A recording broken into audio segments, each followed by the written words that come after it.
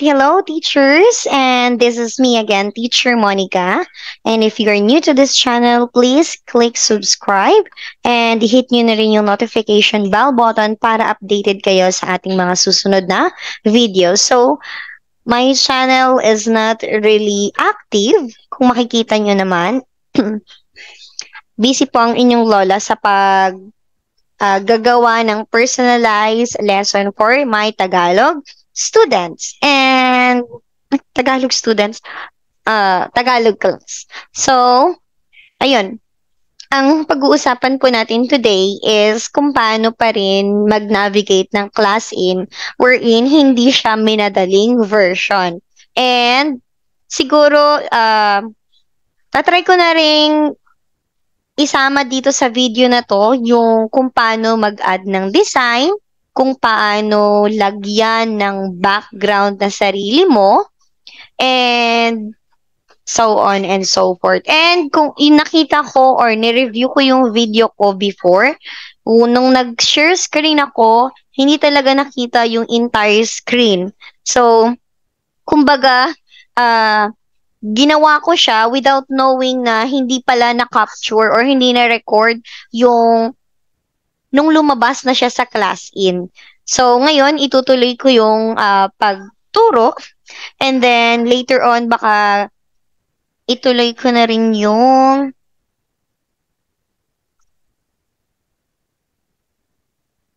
okay. So, itutuloy ko na rin yung pagturo sa inyo. Kasi marami na namang nangungulit na teachers kung paano daw mag-start at kung paano daw ako nagsimula as an ESL teacher. So, siguro sa susunod na yun, sa susunod na ako magkukwento. Hanap muna ako ng marami pang private student. Okay, so let me share my screen with you guys. So, this is the classroom itself. Kasi nalaman nyo naman kung paano ko in-open yung class in, kung paano gumawa ng class in account, and kung ano yung mga dapat gawin before ka mapunta dito. I think, go back ko. Stop sharing ko muna ha. Kasi kailangan ko yung entire screen ko. Okay, my entire screen. So, ayan. So, here, tatanggalin ko muna yung, I think this one. Paliliitin ko siya. Yan. So, kung makikita nyo dito, I'll be using the pen of this one. So, toolbar, I'll be using this one. So, kung makikita nyo, okay, I'll put it down here. Dito, yan yung camera. So, pag i-click natin yan, okay, I'll choose the arrow. So, pag i-click natin yan, as you can see, hindi siya gagana kasi nga, ginagamit ko sa Zoom. So, that this one is for on and off of the camera. Or, i-disable mo siya or i-click mo yung camera na nagagamitin mo. Let's say, meron kang external camera and let's say you're using laptop. Meron na siyang built-in camera and you have another camera, external camera, or you're using another app. Let's say gusto mo magkaroon ng background, gusto mo magkaroon ng frame, and so on and so forth. I think I forgot the name, but it is related or not related. Basta kasama siya sa class in na app. And then this one, sorry. Napakadaming taba, no? Kasi naghahanap ako ng pwede kong itakal mamaya sa Tagalog class. And nakita ko yung message or comment sa YouTube. And then this one is for microphone or audio or speaker phone. Speaker. And then try to click this one. So here you can see I'm using Crisp, and then merong microphone array which is yung sa laptop, and then headset is Jabra, and then disable. And then sorry. Di pala siya makikita. And then the other one is okay, the other one is speaker. So merong system default, meron ding crisp, speakers, and headset. So pwede ka diyang mamili. So teacher, paano naman po tong settings? So this one, settings is yung audio. So here makikita mo kung ano yung ginamit mo na microphone, and then kung gaano ba kalakas o kababa yung microphone mo, and then yung speaker mo, and kung gaano kataas and kababa yung yung speaker mo. And then tetest natin siya. So, yon. Here, meron ding more na nakalagay, background noise for most scenarios. So, i-on mo lang yan siya. And music mode for professional scenarios. Okay, so hindi ganun siya malimit ginagamit. So, pwede na natin siyang i-on kapag may malalakas na ingay. And then general this is for classroom mode. So standard lang natin siya kasi kapag ni large screen natin siya, hindi natin makikita yung camera both ng picture ng ating student and picture mo. So ayun. Oh, bakit siya naging I think lalabas tayo. Okay. So nasa na tayo? Tool. So, wait lang ha. So, nagkamali ako. So, settings lang natin siya ulit. So, gagawin natin siyang standard lang. So, babalik na siya doon. And then, wait lang. Kasi bumalik, napunta siya sa smart classroom. Kapag kasi smart classroom, hindi ko siya gamay. Doon lang ako sa online classroom. Okay, bumalik na tayo doon. So, yun lang. And then here, this is the camera. And this is the settings wherein you can change your background, classroom background. Okay, let's try it. So, let's click this box. So, here in settings, so pindutin lang natin yung settings. So, kung makikita mo, virtual background. So, here is the preview. You can see it here. However, we cannot see this one because I'm using Zoom camera. Okay, now, here you can change the background of your online classroom, background of yourself as a teacher. Let's say, for example, you can use this one, so on and so forth. So, marami naman siyang pagpipilian. Okay, so you can also choose without background, this one. Okay, so however, I'm using most of the time this classroom. Okay, that one. And then, classroom background. So, this one is the classroom background. You can choose this one. So, sa mga nagtatanong, teacher, paano mo binabago yung background ng classroom mo? So, dito lang po yun. Sa classroom background, you can click this one, the box settings here, and then choose classroom background. So, marami naman dyang pagpipilian. You can personalize your background. So, saan ba ako gumagawa ng personalized background ko? And ano yung sizes? So, maybe gagawa na lang din tayo ng panibagong video about doon. So, mag-upload ka lang yan syempre ng background. Let's say, for example, I have prepared background here. It's just like a pad paper. So, yan. I-okay ko lang yan. And then, mag-a-appear na yan siya dito, so I can choose that one. Okay, so, but I prefer this one because I have an English class and Tagalog class, and I want them to recognize me using this background. Kaya ako yan ginagawa. So, para saan yung general? Yan yung general. Yung video about dun sa camera mo. Audio is for your microphone and your speaker. Virtual background is for your background as a teacher, kung gusto mo ipaltan or not. If you have a nice background, then so it will do. Pero ako kasi pink lalo akong nangingitim or hindi gumagana yung aking ring light, madilim pa rin. So, I prefer na i-change na lang yung background kahit na may ring light ako. So, ayun. Tapos na tayo sa settings. And then, this one is for minimize. Okay, so nakita nyo na minimize siya. And then, this one is for para siya ma-maximize, okay? Ma-maximize. And then this one is for exit the classroom. Okay, let's explore the tools of the class in. So first, okay, let's, what is the purpose of this one, teacher? So, you can use that one to click. So, nakita nyo naman sa previous lesson, sa previous sa previous video ko na ginamit ko ito to click or to flip, to choose. This is for choosing. Let's say, for example, so, hindi ko na rin uulitin yung, sige na nga, ulitin na natin. Kasi maganda ka naman eh, gwapo ka naman eh. Okay. So, para na rin to sa mga beginners na nagsisimula pa lang. So, let's try. Okay. Let's click My Drive. So, makita nyo yun dito. Okay, let's say EDB Games. So, EDB Games. Okay, this one. So, let's try to use, okay, this one. Kasi ito yung may flip.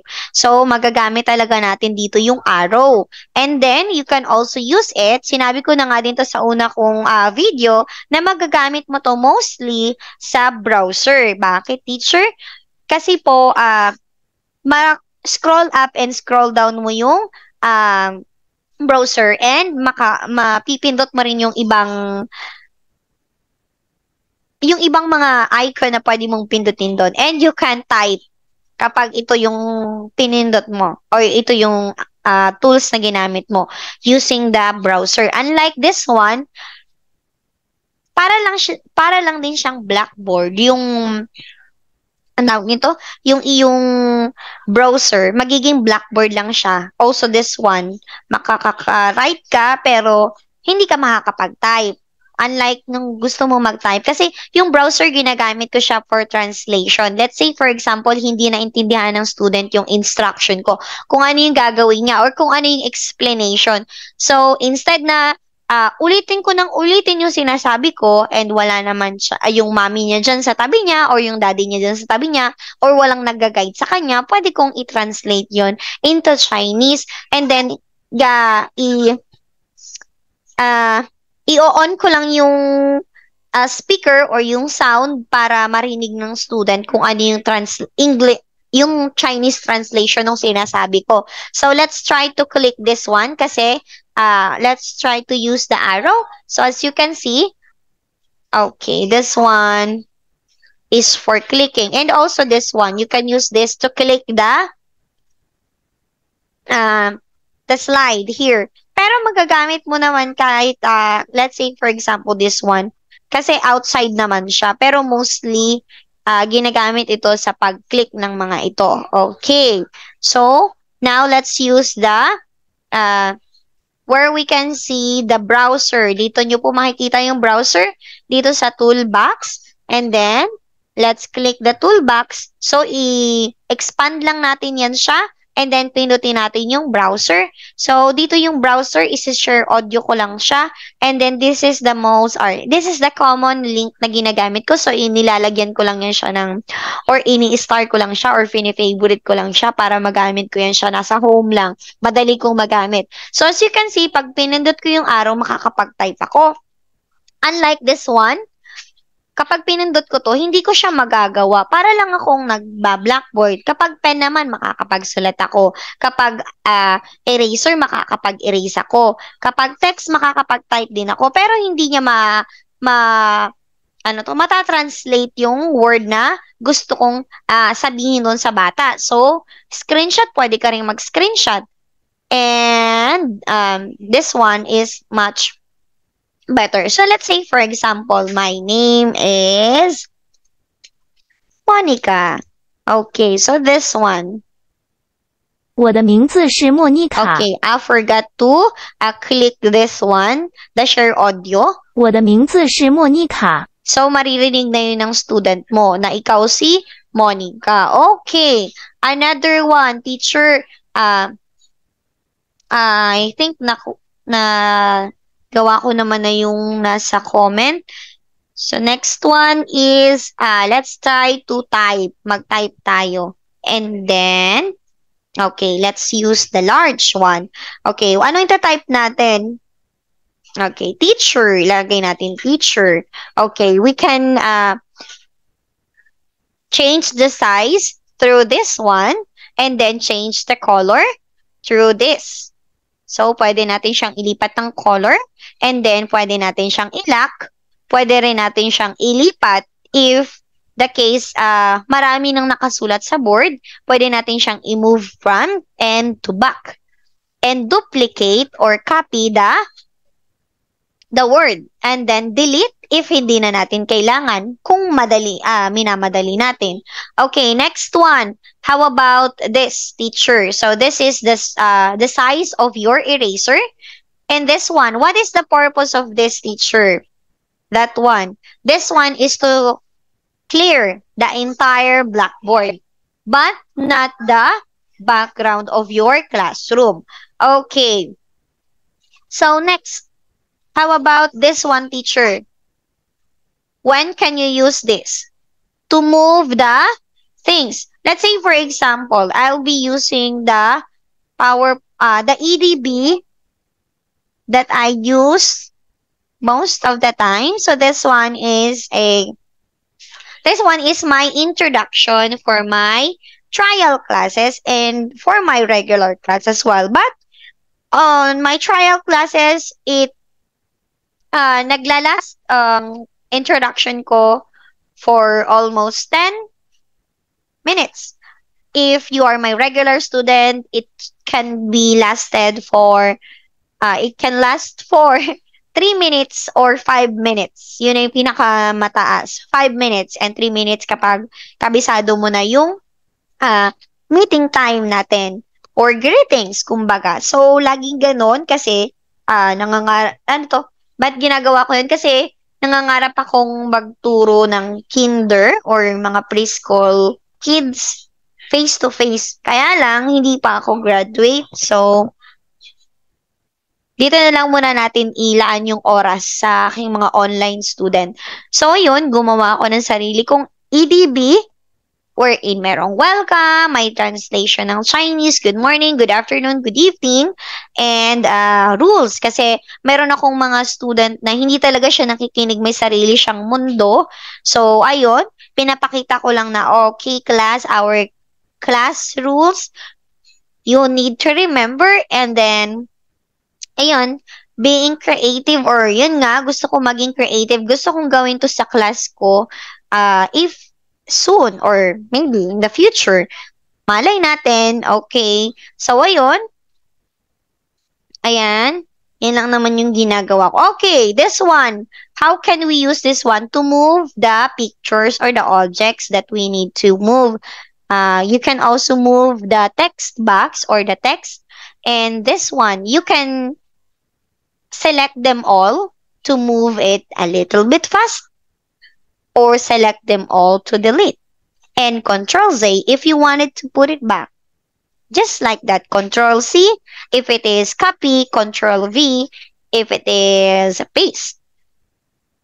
Okay, next one. What about this screenshot? So, nasabi ko na yung screenshot.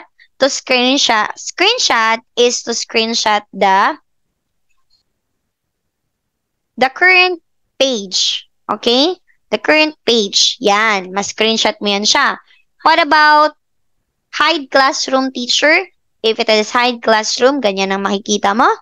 And then, click mo lang yan. And then yan. Yan yung hide classroom. How about this one, pointer? So, nasabi ko na rin to, hindi ko to ginagamit palagi and hindi ako familiar dyan. And then dito, ito yung cloud na makikita mo. This is your drive. So, yung home, ito yung ginamit mo for the whole day. Makikita mo yan yung recent files na ginamit mo or recent files na sinend sa'yo or pictures na sinend sa'yo or pictures na sinend mo. it can also be a video or not. And then here in your drive, you can have your documents, my questions. So wala pa naman akong ginagawang questions. So wala ka tayong makikita dyan. And resources, ito yung resources, ito yung authorized ka ng company na gamitin yung drive nila. So as you can see here, I have two resources, yung GFB Online and the Yigi Yaya. Because I am working now in two company and pinagsasama ko lang siya kasi medyo maunti yung student natin. Okay? And library, hindi ako kabisado kung ano yung library na yan. And then this one is teacher in and upload some files. Okay. So, hindi ko naman siya masyado ginagamit yung teacher in. And then here, tools, meron tayong magagamit dito. Desktop sharing, paano po yun? Kasi nung last video mo, hindi napakita talaga. So, let's say, for example, a desktop sharing, student desktop, and ito yung isi-select mo lang yung contents lang, yung page ng iyong window, or let's say, ayan, yung page lang na gusto mong ipakita sa student. Unlike nitong desktop sharing, ito talaga yung entire screen mo makikita ng student. Okay, let's say for example, nabuklat mo, kunwari yung Facebook, makikita ni student yun, and then share mo yan. Okay, let's say for example, I wanted to show some video sa YouTube, so yung pipindutin ko na lang yung YouTube. Okay, and then share. So as you can see here, ito na yung, nasa na yun? Yung YouTube natin, nasa na? Okay, nasa yung YouTube? Okay, yan. Ito yung YouTube. And then, let's say, for example, ito yung ipapakita ko. Ito si Ping Pong. Okay. So, hindi ko yan. Hindi po to sponsored Ginagawa ko lang siyang example. So, as you can see here, makikita mo dito yung microphone kung gumagana ba and kung ano yung microphone na ginamit mo. Yung camera to turn it off or turn it on or para makita kung ano yung or mapili mo rin yung camera na gagamitin mo, new sharing kung gusto mong mag-share ng panibago, and notes. So, dito yung notes, pwede kang gumamit ng arrow or pwede kang gumamit nito para ma-move mo or ito naman, yung pen, ito naman yung ating eraser, ito yung text, and pwede mo rin naman yung i-X. Same lang siya ng rules kung paano gamitin. Hands up, if you want to hands up or your student will see this one too. Rooster, hindi ako familiar dyan. Rooster is to give authorization dun sa bata. Okay, yun. Dito, authorized. Pipindutin mo lang yung authorized. On stage, makikita mo kung sino yung nasa on stage. Yung mute, mute mo yung microphone niya. Or yung camera, yung rewards. Makikita mo kung ilang rewards yung binigay mo, kung nag-hands up ba siya, kung i-remove mo siya, and yung device. So, hindi naman ako familiar dyan. Yes, hindi ako familiar dyan yung chat. Pwede tayo mag-chat kay student kasi hindi niya naintindihan. Pwede niyang sabihin yung gusto niyang iparating sa atin through Chinese text. Tapos, ita-translate lang natin yan. How to translate? I-right click lang natin, then click translate. Okay.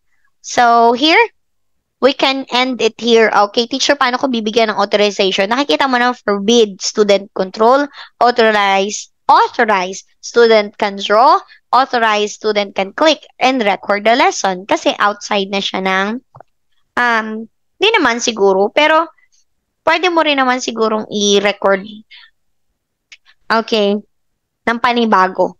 Pero alam ko kasi kapag recorded yung class, recorded talaga yan kahit nag-share screen ka. Okay, now let's end the screen share. So, balik na tayo. So, and then this one, para sa teacher, it is for chatting. So, parehas lang siya ng use para makapag-communicate yung bata. If ever, hindi niya talaga alam kung paano. And then this one is yung rooster. So, makikita mo dyan yung name ng student mo, kung on stage ba siya o hindi, authorized ba siyang gumamit ng pen. And then this one, naka-mute ba siya, microphone niya, camera, rewards, how many, hands up, nag-hands up ba siya, kung i-remove mo siya, and yung device na gamit niya. And then, this one is for hands up.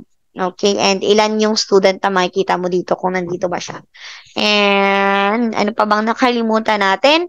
So, siguro gagawa na lang ako ulit ng panibagong video on how to make an EDB file para naman, ito kasing video na to is para ma-clear lang yung hindi ko nagawa dun sa previous video ko. Kasi, yun nga, nung nireview ko yung video ko, hindi ko talaga siya nakita na nag-share screen. So, mali pala yung ginawa ko. Ang ginawa ko lang is, i-share ko lang yung screen ko for class, not for the entire screen. Okay. Ayan. So, I think that's it for today. And I hope na naliwanagan yung ibang hindi naliwanagan kung paano. And ituturo ko rin siguro kung paano ako gumawa ng classroom background through Canva. Madali lang naman sa Canva, free lang naman siya. And sasabihin ko na lang din sa next video yung size ng classroom. And I think that's it for today. Thank you so much for watching the video, the entire video, and subscribe nyo na rin if may natutunan ka. Kung wala naman, i-unsubscribe mo na siya. Joke lang po. So, yun lang. Maraming salamat sa panunood and manood pa kayo ulit sa mga susunod pang video. Maraming salamat. Paalam!